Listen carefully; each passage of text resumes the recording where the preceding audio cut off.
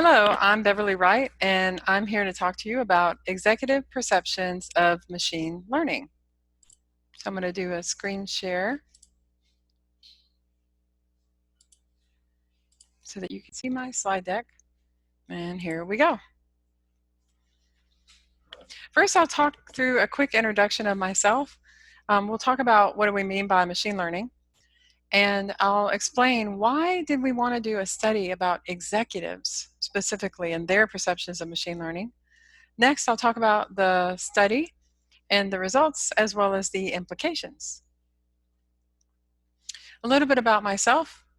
I've been in analytics and data science since 1991. All three degrees are sort of positioned in that area: decision science, analytical methods, and marketing science. I spent some time in industry, about 10 or 11 years, I guess. Southern Company, Truist, and Cox Communications. I've spent about 15 years on the academic side. Currently, I'm academic director of data science at University of Georgia. That's a part-time thing.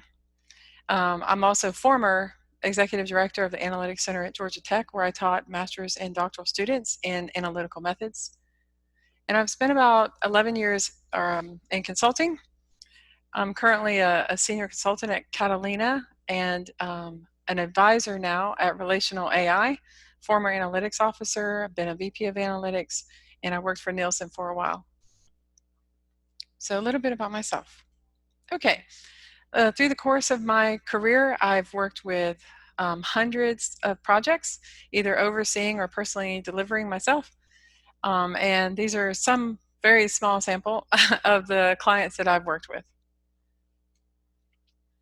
Now, when we talk about machine learning, there's a lot of ways that people can perceive what that means. So I pulled a few quotes for us, and the one that I specifically want to call out in reference to, really it's more data science, but still I think it applies quite well to machine learning as well, which is the ability to obtain, process, and build models out of data, ultimately used for, and this says predictive capabilities, but I would say it's really even decision-making capabilities, which, or decision assisting capabilities. We don't want to make the implication that data makes decisions. People make decisions using data.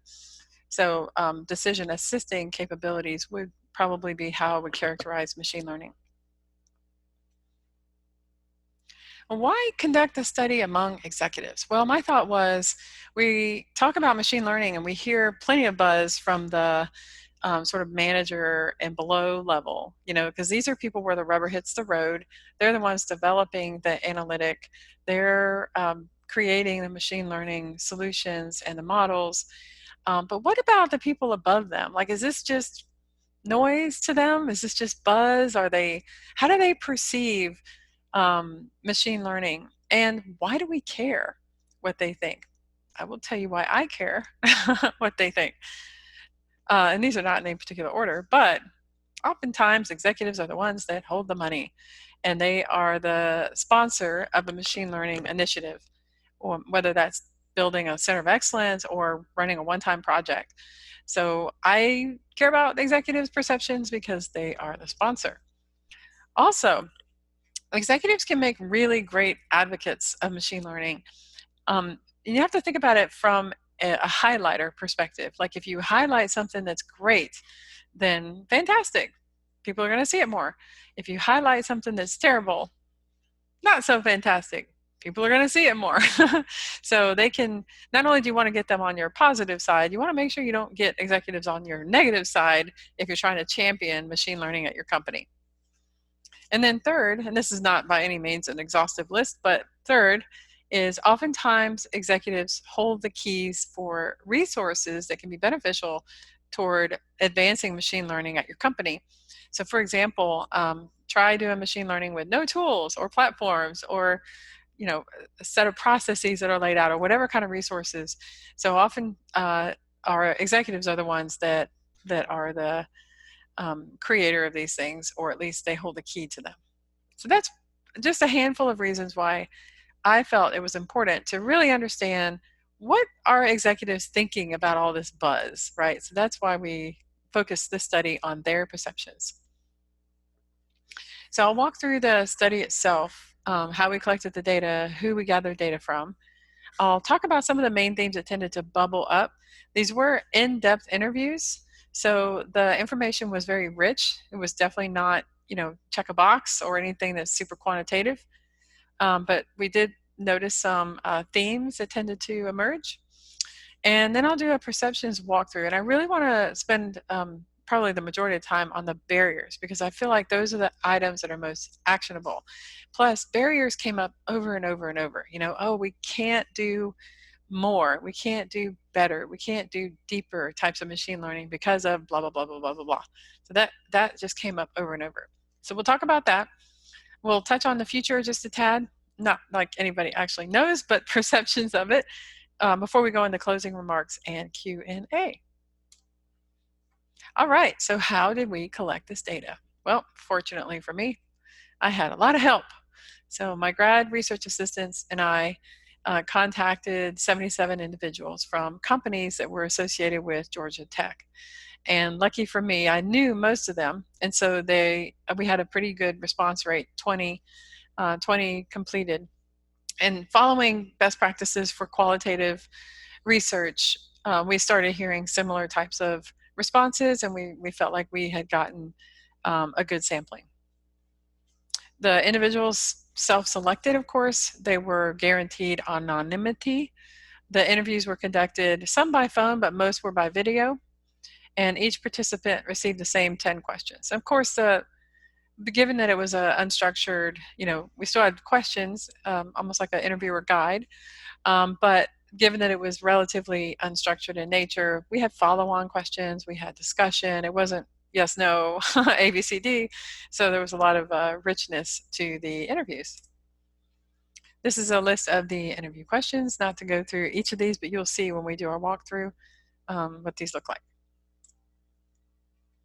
The study participants, who did we ask? I was very pleased with this result, because we were hoping to get people that were influential. And I feel that we did get a relatively influential group. These are individuals that have a lot of say, have a lot of influence, whether that's from an organizational structure, official standpoint, or just based on who they are. So 20%, well, 4 out of the 20 were C-suite level. So those are CIOs. I think we had at least one CAO. I think we had 2 CAOs. I think a CTO, maybe that was the 4th. VP, senior director. We did get one senior manager, but this senior manager still seemed to have a relatively good level of influence in the company. The experience level, this was conducted just a few years back, so I expect that these numbers would be a little higher now if we were to redo this study completely.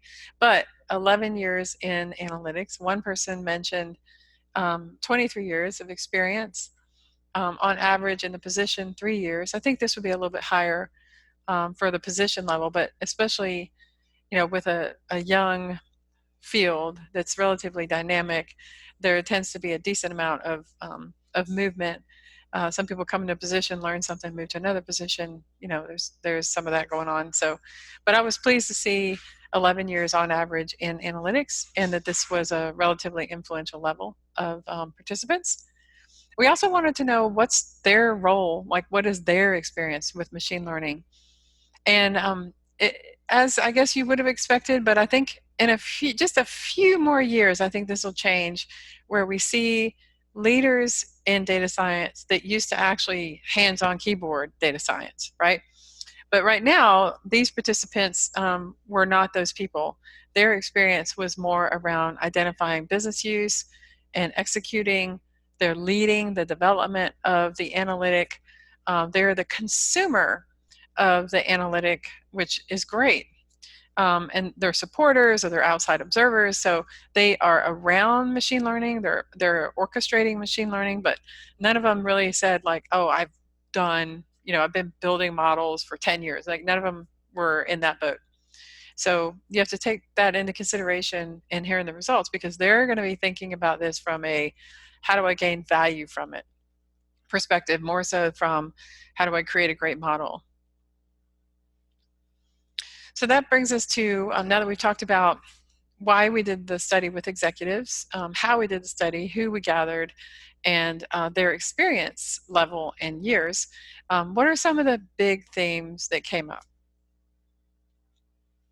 These were some of the terms that they just threw out when they were thinking about machine learning. And I think it's interesting to see that like things like fit and where is it? There's certain, oh, here we go. Classification, things that you would expect to be really large for hands-on people were not. There was those smaller terms, whereas more broad terms like data, analytics, decision, AI, those came out right up front. So we ask participants, these executives, when they're thinking about machine learning, like what even is that? How would you define it? And I have to say I was pretty impressed with their level of knowledge of what machine learning really is. There were 4 most mentioned definitions. One is identifying patterns. And I thought that's great that that came up as a common definition for machine learning among executives. A second is generating insights. So I think identifying patterns is probably not from their experience. It's more from just what they hear about machine learning when they hear other people talk about it. Generating insights might be more from their own experience because, again, they're thinking about this from a what can I get from it, not how do I build it. So I thought that was interesting. Using computer algorithms, they may not completely understand, the how, but they know I'm going to get some insights by identifying there's some kind of pattern identification that uses computer algorithms. So that's good. But I thought the fourth one that came up is sort of emerged as a common definition was no computer programming. That was very interesting, and that the expectation might be a little, just a tad exaggerated. I'm not going to say that machine learning is zero human programming. You still have to do some things. So I thought that was kind of interesting as well. I think the analogy I would use that I was talking to when I was in one of the interviews is actually, yeah, this was an example they gave to me and I helped him sort of articulate it better. But if you tell a kid, clean up your room, that would be an example of, say, machine learning. You're just telling the kid, like, go clean up your room. The room looks like this and you want it to look like that. Make that happen. It's sort of a fat arrow of direction.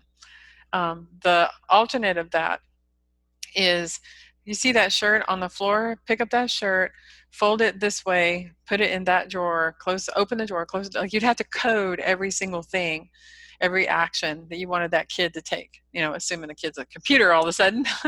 But that was the analogy that was drawn to compare sort of clean up your room versus coding every single action step. So anyway, I think they were, I was still impressed with the definitions from an executive audience of how they see machine learning. To teach machines to analyze and identify patterns without having to code explicit rules was what one of our respondents said, and I thought that was great. One disagreement was some of the respondents felt that regression was automatically machine learning. If it's regression, it's machine learning. It doesn't matter what kind or how or whatever, or if you're iterating, it's automatically considered machine learning. And others would say, no, it's not automatically machine learning. Just because it's regression doesn't mean it's machine learning. So there was some discrepancy in their opinions about that, but by and large, I felt that their definitions were fairly consistent and pretty much on target. Okay, this next section, I'm going to do a walkthrough of some of the main themes. Keep in mind that these were fairly rich interviews, as mentioned, and what I've done is I've gathered a few snippets of their comments and I've placed them within the deck. So on occasion, you will hear from a couple of people. There were 2 interviews in particular that I just absolutely loved. And I've pulled some snippets from those 2 people. One is a CIO at a major company that does healthcare related products, and the other is with a bank. So some of the main themes. Leaders of analytics believe machine learning has had a positive impact, but a lot of them can't tell you here's how much, or here's the way. They can sort of tell you, like, generally, I think it's positive, but putting a number to it is difficult. There's also when they think about the impact, there's also the distrust and the fear of jobs that came up quite a bit. And not only did it come up on impact, it came up again in this third thing that I'm going to show you. Some of the top barriers, I've mentioned that barriers came up over and over. Some of the top ones were lack of understanding, people that don't know how to do machine learning, data is not wrangled. And so that's those came up as barriers. And then as far as the future, data science leaders were overall optimistic. So as a general rule, they were optimistic about the future and growth. But there was still, again, the job thing reared its head once again. So it's like positive impact, but the jobs, positive optimism, but the jobs, right? So it came up again that that it could take everybody's job. But then there were some people that said, well, other jobs are going to be lost, the ones that are, repetitive and that we really don't want to be doing. Those will be taken care of by machine learning, and then other jobs will be created. So maybe it sort of balances out. But the only, sort of when it comes to the job, the only thing that people sort of agreed on with this 20 executives that we talked to about machine learning is that there will be some sort of change. They're not quite sure what that change is going to look like, but they felt that there will be some sort of change among data scientists and analysts.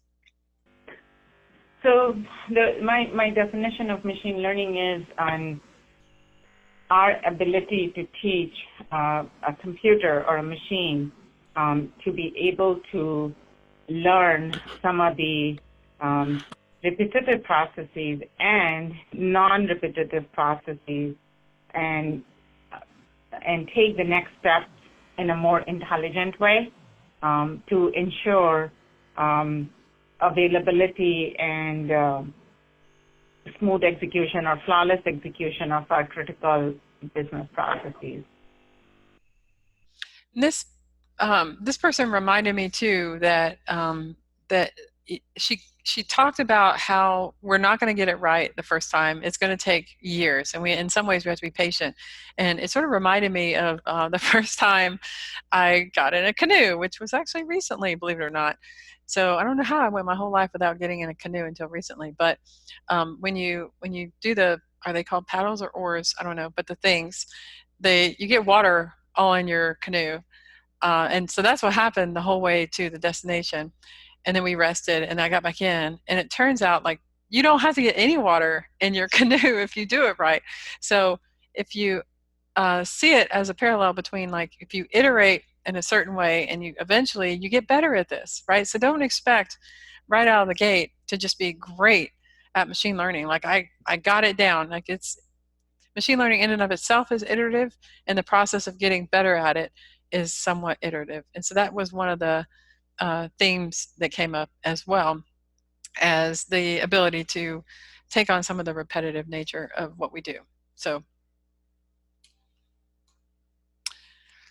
we ask the participants, why did you even start using machine learning? Like, what was your reasoning? Because it's not minor to just sort of put a stake in the ground and say, like, we're gonna be a company that does machine learning.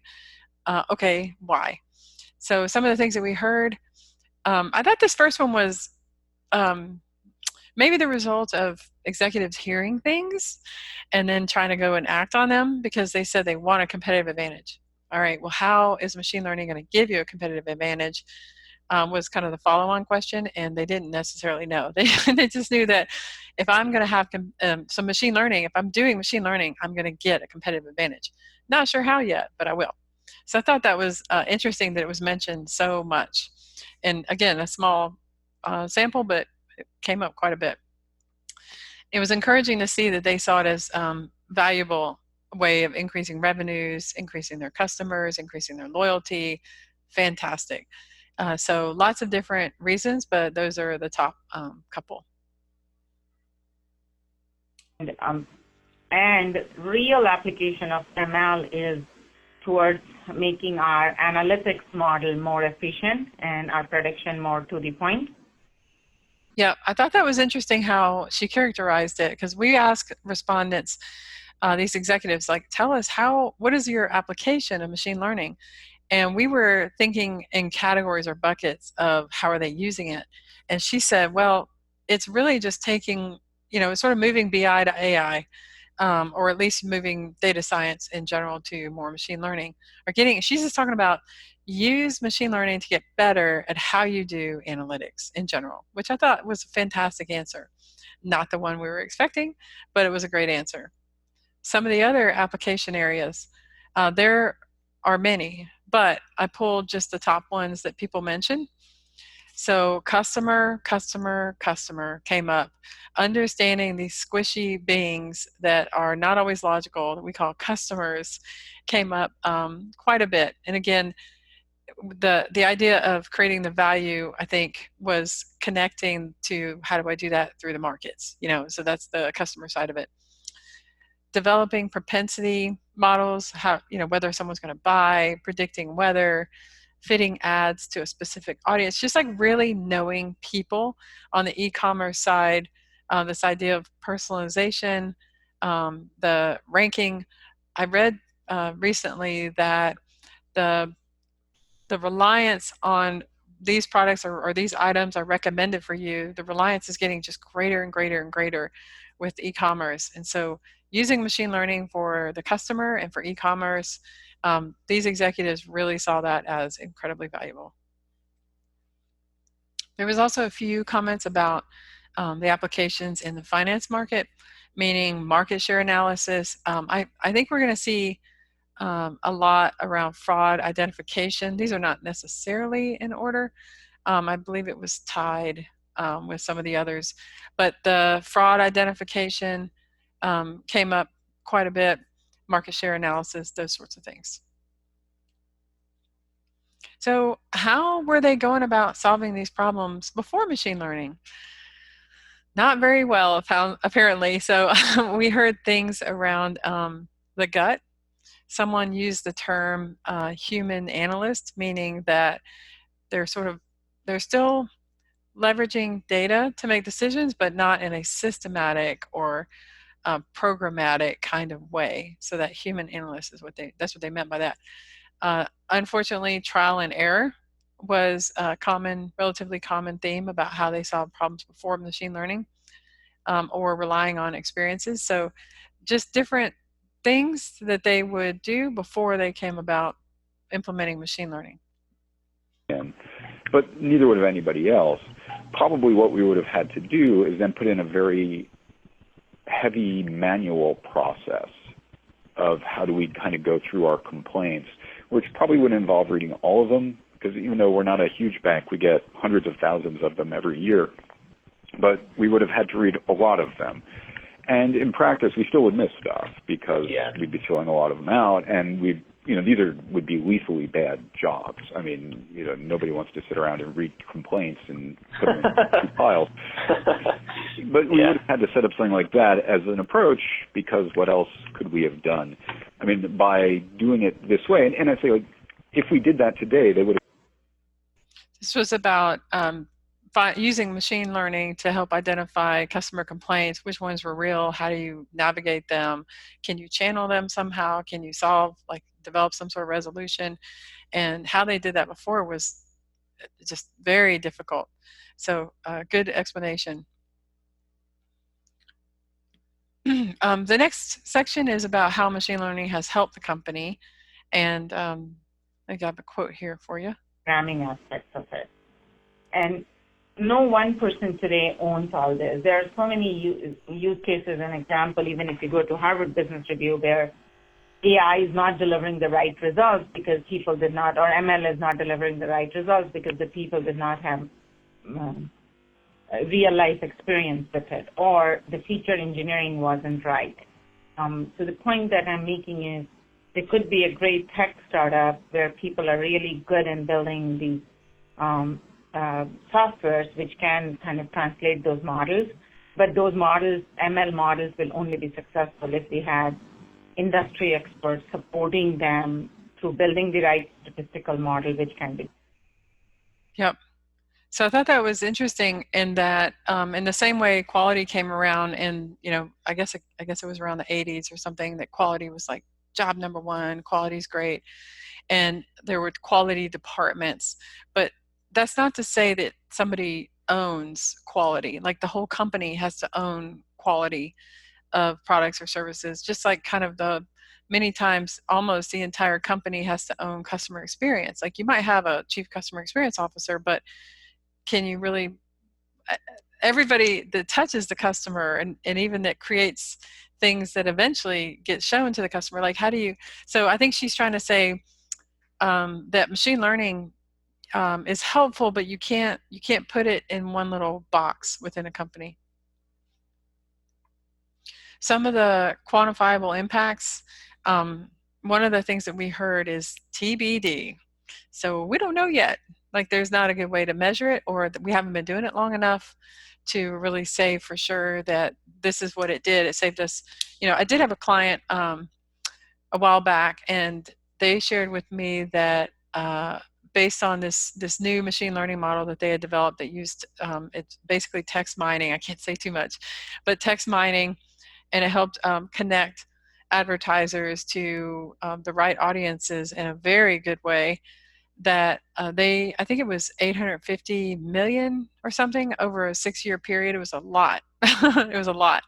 So we don't always have those kind of quantifiable impact numbers, but we did hear several respondents say that it had a positive financial impact. The application of machine learning at their company had some sort of positive financial impact. They also mentioned reducing redundancies or saving labor and time, increasing customer satisfaction. Even if you can't monetarily put a number necessarily on increasing customer satisfaction, they felt that it did all these things. Additionally, there was quite a bit of talk about the cultural impacts, and this is, I think, why our interviews ran so long, because people were talking about how the cultural impact of machine learning has either some way benefited or at least shifted their company. For example, they want to hire people that have a machine learning background, or they want more data. They call it data driven. I actually don't like that term. I like data inspired, but more data driven decision making is a cultural shift from embracing machine learning. So these were some things that came out as cultural impacts. Company.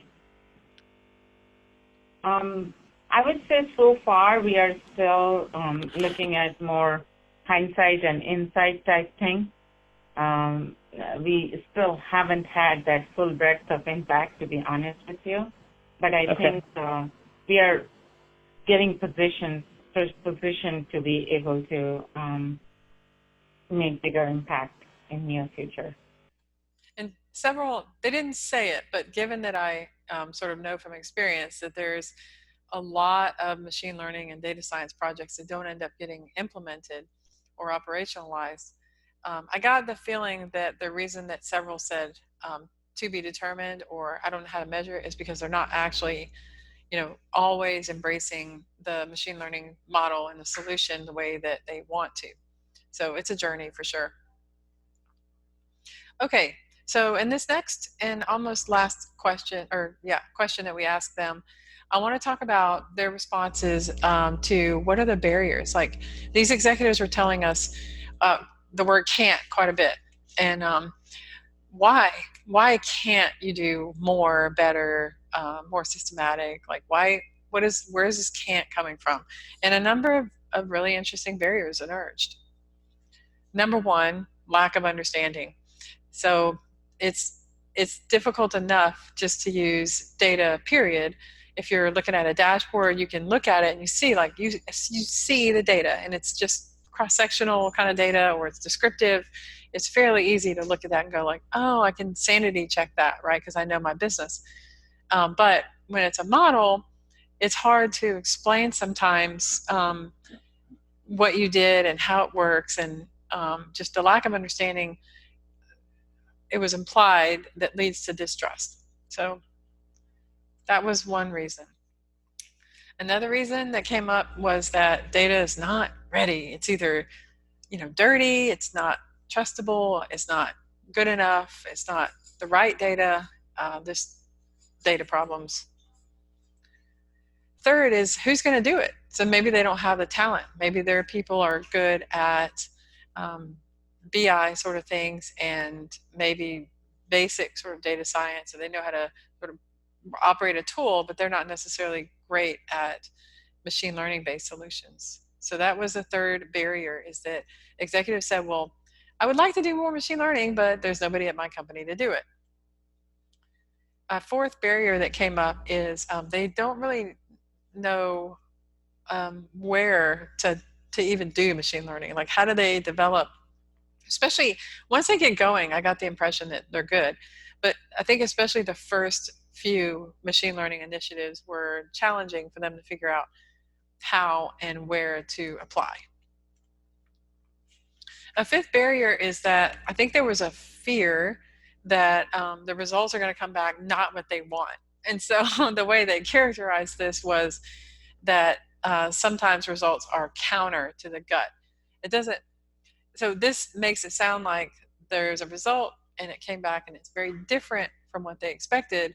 But I think that they were really thinking, what if it came back very different from what I'd expected? So that would make it not good, because it would make it even harder, especially for some of the early stage machine learning initiatives, and make it even harder to sort of sell the executive that this stuff works if it's coming back and it's counter to what they think. A sixth reason, and this one sort of breaks my heart as someone that's been in this field a while, is they don't feel it would get implemented anyway. So yeah, we can build cool models, but who's going to use them? And if they don't have the appetite, if they're not maybe in pain because of being pressured by the market, if they don't have the right technology infrastructure to be able to implement and operationalize their machine learning solution, then, and for other reasons, then sometimes they feel like it won't get implemented. Another reason that was listed is that if you're dealing in a regulatory environment, it's difficult to have a black box restriction. You can't say, you shouldn't say this anyway, of course, but you can't in a regulatory environment say, well, the model picked it. The model chose that. The model produced it. You have to explain. You have to very clearly and transparently explain in any sort of regulatory environment. And executive perceptions are that, well, machine learning you can't explain. Obviously you can, but you just have to unpack it. But that was seen as a barrier. And then number 8, it may be unnecessarily complex. If you can answer the same type of question with descriptives, then why wouldn't you? So all these reasons were seen as barriers for why there's not more or better or more systematic or more involved types of machine learning solutions at these companies that were represented by the executives. I have a quote for you. Background or a data background at all. But I would say there is probably a sense of there is some sort of potential here. And I would say definitely there's just more interest in analytics, in non-analytic people now than there has ever been before. And, machine learning is why, even though they don't really fully grasp what that means. So they may not see, they see all the barriers, but at the same time, they also think that there is a future. There is something to be said about this stuff. Like, this is not, I don't think they think this is a fad. I think they're saying there's definitely something to be said about it. So a few more thoughts on the future of machine learning before we wrap our session. Management, it was the same work, right? Like, we do it better now, but, we were running logistic regressions 15 years ago. We were running logistic regressions a year ago. Right. It was very stable in a way. That made doing analytics at the bank sort of easy, because everybody knew how to do it. Like, at least everybody who would want to knew how to do it. Machine learning is definitely shaking. My opinion, what's the future, or what's the future? Yeah. What's your thoughts for the future of machine learning for the analytics industry as a whole? Yeah, so I feel like there's technique of AI, ML, cognitive will kind of keep on raising the level of expertise. So this is a revolution, the way information revolution had happened in 70s and 80s and 90s. The companies which did not embark upon IT. So there's the first quote was around we've already sort of been doing it. This is just a better way. It's more like it's not new that we're not reinventing a wheel, we're improving the wheel. So that was the first thought. And then the second thought was don't get left behind, right? So we know that it's going to be in the future. We're trying to embrace it as well as we can because we definitely feel that it will have a future. Some of the descriptive terms when it comes to the future of machine learning among these executives, there were definitely some positive, and then there were some that sounded a little doomsday-ish. So some of the positive, they felt optimistic, things are going to get better, much more efficient, it's faster, increases productivity. And then you heard sort of scary, that there's no going back and no, so, and some were kind of in that, I'm not sure if this is positive or negative, but like no limits, there's no limits to what we can do, or there's no limits to what it can do. Like it's a little, it's a mixed bag for sure as far as like how the future is seen for machine learning among executive audience. One closing comment I'll give you that I find interesting, this guy right here with the long hair on the left is my son.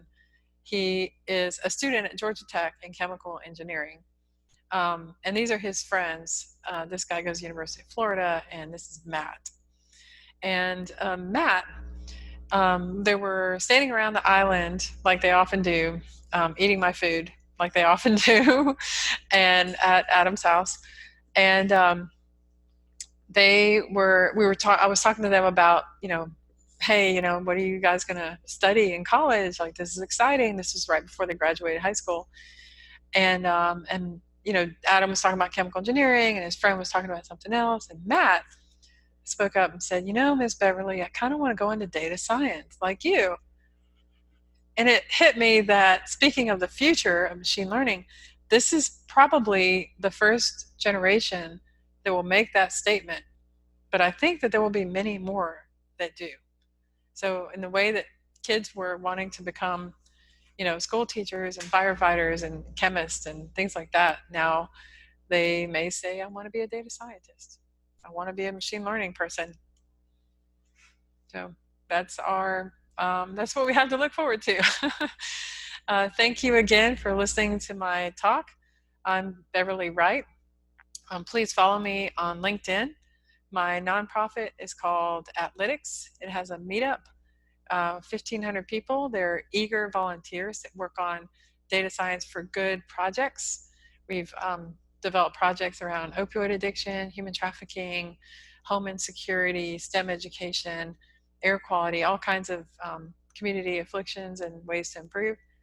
Also, please listen to my podcast called Tag Data Talk, sponsored by Emory, and feel free to join my newsletter. I hope that you will enjoy the rest of your time and get ready for Q&A. Thanks, guys.